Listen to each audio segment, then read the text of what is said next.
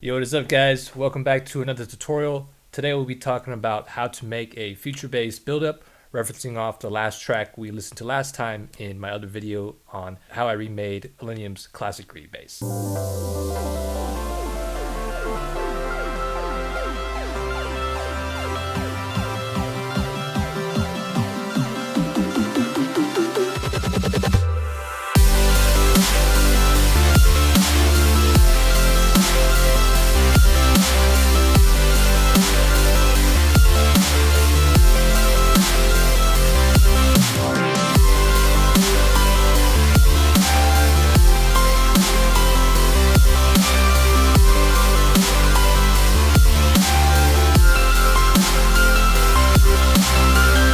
Also, big shout out to my guy Chris from Culture Code. He's actually the one who taught me how to do all this basically. The build-up is actually a remake of one of his preview tracks he did for one of his TikTok videos. And then the drop I kind of made myself, and he also helped me touch it up a bit. He also offers coaching, so if you're interested, feel free to reach out. As always, I will leave his social media links in the description below. So first off, we just basically have this ARP here. And then this is basically just like a preset from actually Chris's or Culture Code's sample pack that they released, I think, a very long time ago. But yeah, it's just this ARP. I can't help it. Looks like -1 octaves, like some saw waves, A and B to the input select with a low pass, some cut off the taste basically, some mod wheel here. Yeah, I think that's about it for there. And then this side as well, which I don't think is doing anything because the volume's off. Unless I automated it. Oh, okay, I automated it. Yeah, so I basically just kind of automated the mix B to kind of go up as everything's opening up. Just to kind of add more attention, basically. That's, you know, it just sounded good, really good, so I just did that. I think I might have played around with this too a little bit. I can't exactly remember, it's been a little bit, but yeah, you're welcome to just copy everything. And then just some distortion, chorus, EQ, delay, and reverb.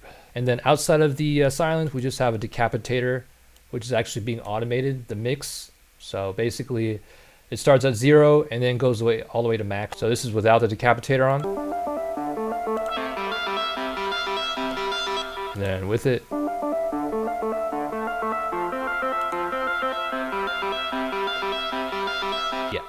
And then I also did the same thing with the delay. All this just really kind of like builds up more tension in the drop basically. Kind of just like 27% and then to 51% basically. And then I think I also automated some reverb as well. Same idea. It basically started at like 0% mix and then just kind of built up to like 25% roughly. You also want to make sure you low cut some of the reverb out because sometimes the reverb will bring in some low end rumbleness. So that's always a good thing about this Valhalla Vintage verb. If you don't have Valhalla Vintage verb, I'm pretty sure you can also do a workaround by using a reverb of your choice. Like for example, if you have Valhalla Room and then creating like a chain and then putting an EQ in that chain or instrument group and then just EQing the reverb. That will basically do the same thing too. And then next up, I basically just have some volume automation because basically volume is going to go, it's going to get a lot louder, especially when you're opening the cutoff and driving up the distortion and stuff. So this is basically just to control that a little bit, and the side chain is not really doing anything. And then I also have a cutoff filter doing the same thing, just kind of opening up while it's building up basically. And I think I also did some cutoff automation as well in the silence. So it's opening up as well. And next up we have another ARP. And then this ARP is basically from the same exact Culture Code sample pack called Lead Human. And it's just more detuned, which is why it kind of like really blends well with the other one, because the other one is just like really less on the detuned side. And also just like the tonality of the ARP just really blends well. So that's the reason why chose this ARP. But yeah, it's basically just 2 saw waves, more on the detune. Same thing here. Cut off the taste basically. Part B. Yeah, that's basically it there. And then basically we just have some EQ there and then like a compressor. And then really the same thing with the processing too. You know, the delay being automated. Didn't really do any distortion for this one, I don't think. Yeah, it was only on the first one. Some standard EQ, same thing with reverb being automated, same exact thing. Also the gain automation, just like in the other ARP, there's also a cutoff automation as well. And then also just the same cutoff filter or auto filter automation. Then we kind of have this like Pluck here.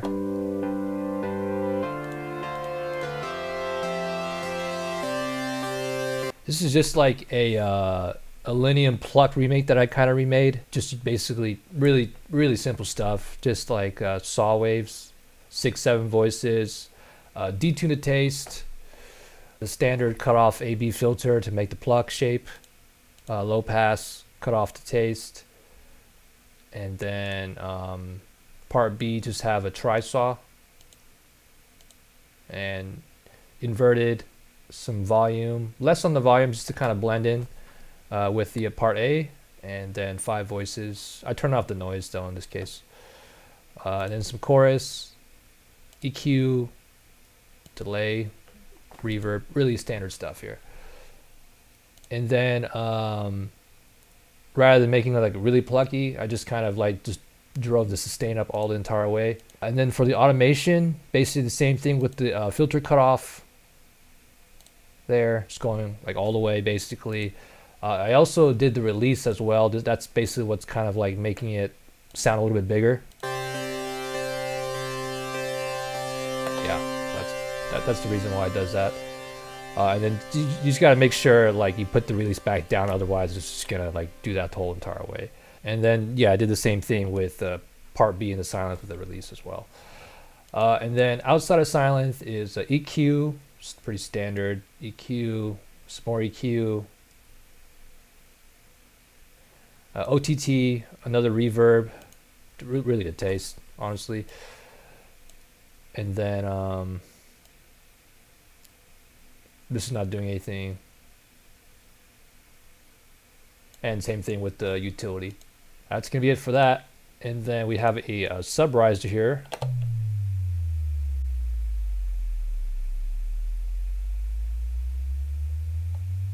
This is basically a serum sub riser. It really just took the sub, and then there's just some like automation going on here. There's some hyper dimension and a reverb automation, I believe it was. Yeah.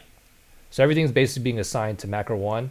It's basically just this mix knob and this mix knob, and then also the reverb mix knob as well.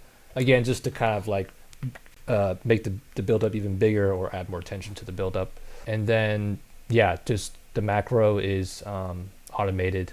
So yeah, basically the macro just goes basically all the way to 100. Right now it's on the pitch bend macro, which is doing that. And for the pitch bend macro, is basically you just click on the pitch bend knob here, and then you just kind of like, you know, do it around 2 bars or so. Kind of listen it out. You know, I don't think it's always going to be like this exact setting every single time, but at least for this build up, it sounded right at around 2 bars, just going all the way down to kind of make it drop like a sub drop, and then just the pitch bend going all the way back up. And then also the next one is a tonal riser. It sounds like this. Very similar idea. This is gonna be a patch in massive here. It's basically just like a square wave, position to the left, and then what you're gonna do is the LFO is gonna be mapped to the pitch, setting at a pitch of your choice. Probably this is a good start, and then just kind of see it in the context of your mix. But for this build-up in particular, it was 24 on the LFO, and then also 24 on the cutoff filter. This cutoff filter is basically just being automated as it's being built up, basically. So it's basically on this macro here, and then what you're going to do with the macro, it's very similar to you know, what we did to the sub riser in a way. It's just basically starting at 0 and then going all the way up. Yeah, same idea, just building more tension. And then you also want to set this ratio, probably starting at 1 to 4, depending, you know, again, what you have in your buildup. You just press that sync button there, I basically just kind of set mine at a 4th beat because my percussions are also playing at a 4th beat. And then basically I kind of automated it to like go up to 8th notes or beats, whatever you want to call it. It's not going to show on here because it's all on the frozen one. And then also what I did was also bring it up to 16th notes when the percussion started going up to the 16th notes as well. And in terms of like effects and stuff and massive, I don't think there's anything aside from the EQ.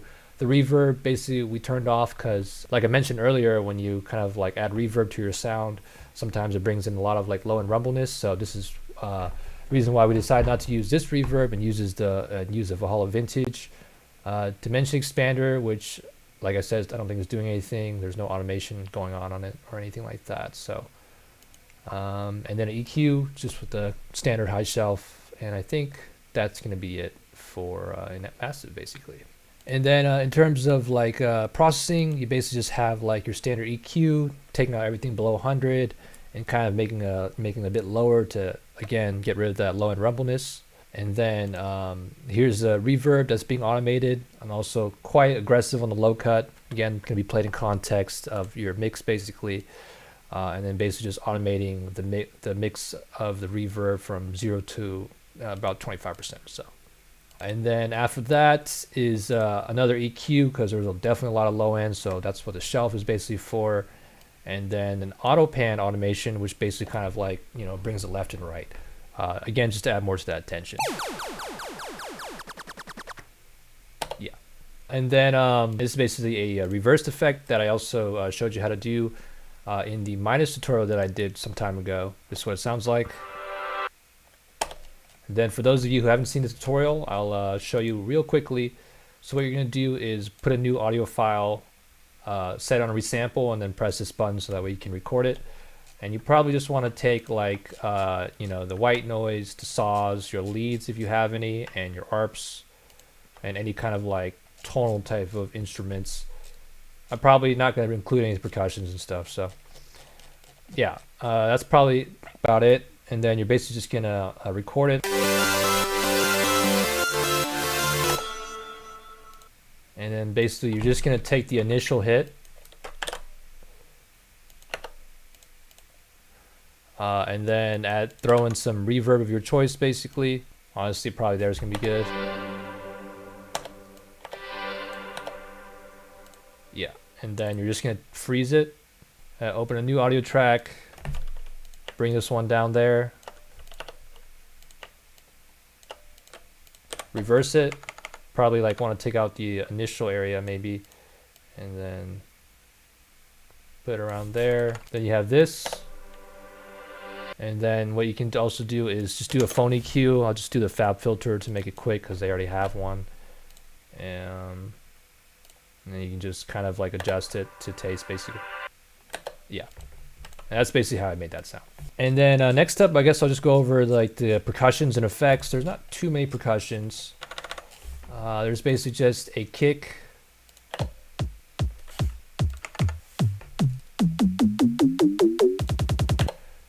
Basically just doing some automation here. Just kind of like opening it up. Just so basically builds more tension and sounds bigger. There's also some fine tune. This is basically just kind of like playing with the pitch of the kick that's just being automated.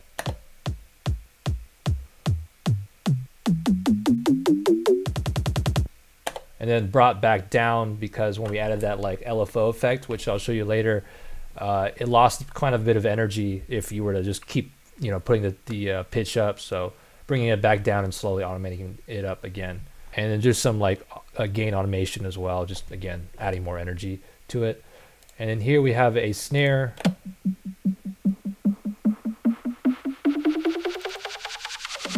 Very similar idea, but this time we're also adding a different velocity.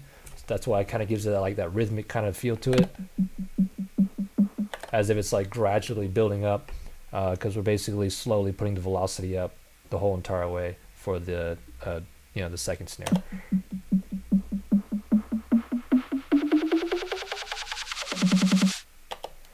And then same idea with the same thing with the frequency shifter using the fine tune or whatever it's called automation, and and then also automating the EQ, just do that, kind of washing it out basically. And then also what brings this snare out, or pops it out more, is basically this RC-20. This was without it.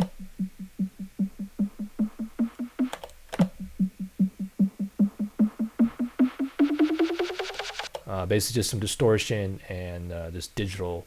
And then in terms of effects, it's just the two sub drops, or the sub drop that I showed you, and then the tonal riser, and then these downlifters.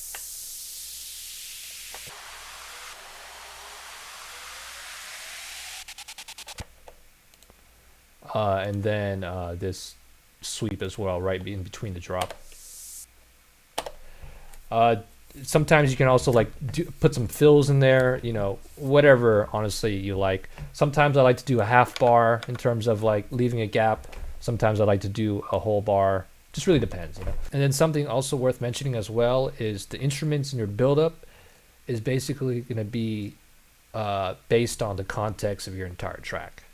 So, depending on the instruments you had prior to this will kind of determine what instruments you might want to put in your buildup, for example.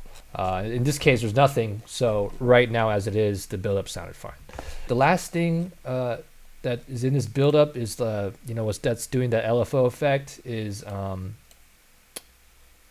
basically the RC-20 is adding a lot to it as well. But really, it's just this LFO tool that's doing that. It's basically just being turned on at the 48 bar for about half a bar, and then just some automation on the volume, playing about at 16th notes, and with this particular shape. And then what's really adding to it is this RC-20.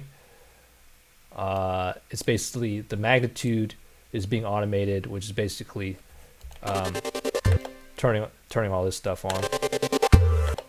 Yeah. Because without the RC-20, this is what it sounds like. And then with the RC-20, and then if you don't have RC-20, you can also try another distortion of your choice, like Decapitator, and try playing around with the mix and automating the mix to see how that sounds in your buildup. And then there's also just some automation with the cutoff filter here too. And another thing I wanted to mention is the ARP melody as well as the chords.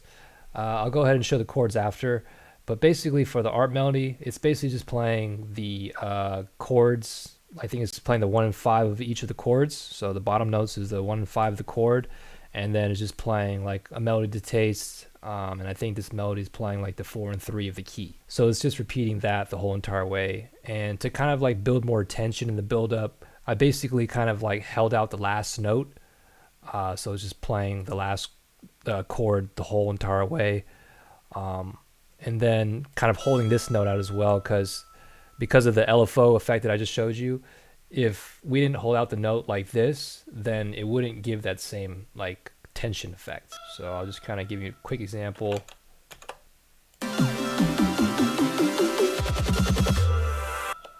Compared to...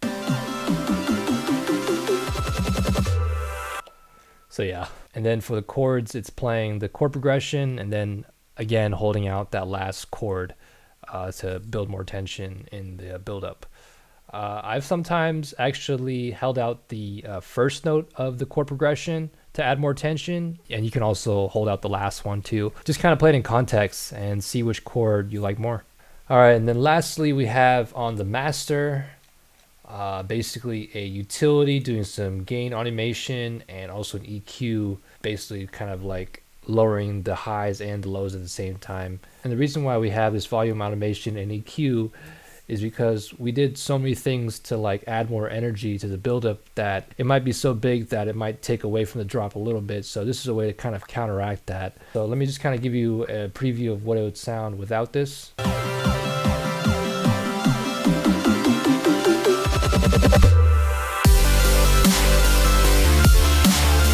And then with this on.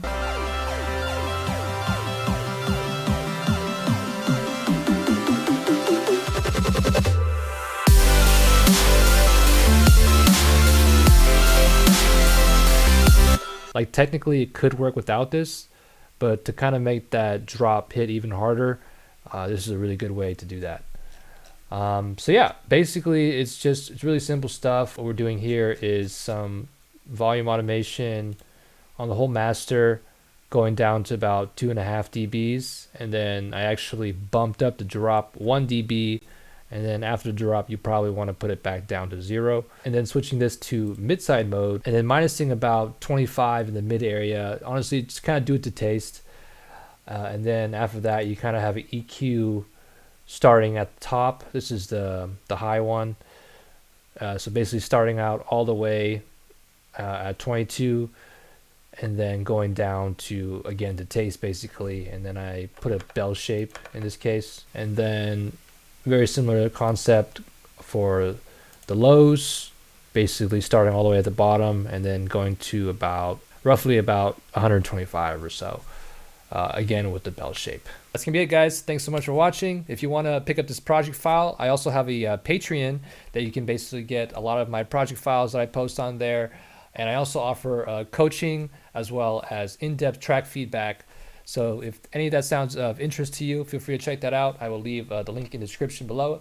And then if you want a more discounted rate for my coaching, for example, feel free to give me an email and I'll go ahead and give you a bit of a discount, because Patreon takes quite a bit of fees. And then also subscribe to my YouTube channel if you haven't yet. Hit the bell notification symbol so you know when my next video goes live. Follow me on Instagram, TikTok, and all my social medias. And then also join the Discord server. I'm looking to create a community where we can all help each other grow, give each other feedback and stuff like that. So if that sounds of any interest to you, as always, I will leave all the links in the description below. Thanks so much again for watching. Until next time, much love. Peace out.